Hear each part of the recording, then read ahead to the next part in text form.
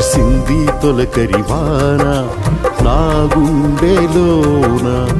చిరుచల్లులా ఉపదేశమై నీ వాక్యమే వర్షమై చిరుచల్లులా ఉపదేశమై నీ వాక్యమే వర్షమై నీ నిత్య కృపయే వాత్సల్యమై నీ దయయే హెర్మోను మంచువలే